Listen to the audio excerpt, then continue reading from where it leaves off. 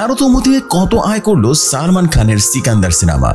Box অফিসে 13তম দিন কাটিয়ে দিল সালমান খানের ঈদের ছবি সিকান্দার। যদিও শুরু থেকেই বক্স অফিসে তেমন ঝড়ো পারফর্ম করতে পারেনি এই ছবি, তবে গতি ধীর হলেও এগিয়ে যাচ্ছিল সিকান্দার এই মুভিটি।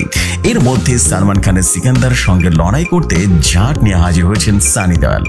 গত 10 এপ্রিল মুক্তি পেয়েছে ছবিটি, তাই তো শেষ দুদিনে সিকান্দার খানিকটা চেপে গেছে। ভারতীয় গণমাধ্যম তথ্য মতে জাটের লড়াই শুরুতেই রীতিমতো ভাইজান সালমানের ছবিটি বেশ পিছিয়ে পড়েছে। ঘরোয়া বক্স অফিসে 150 কোটির ঘর টপকাতে বেশ বেগ পেতে হচ্ছে সিকান্দারকে। শেখ সিন্ধু তথ্য অনুযায়ী জাট ছবির মুক্তির পর 12 দিনে সিকান্দার মাত্র 75 লাখ টাকা আয় করেছিল। এরপর মাধ্যমিক অনুমানী অনুযায়ী 13 দিনে রীতিমতো সিকান্দারের আয় আরো কমতে কমতে 3 লক্ষতে নেমে এসেছে। এর ফলে ছবিটি ঘরোয়া বক্স অফিসে আয় দাঁড়িয়েছে 108 কোটি রুপি।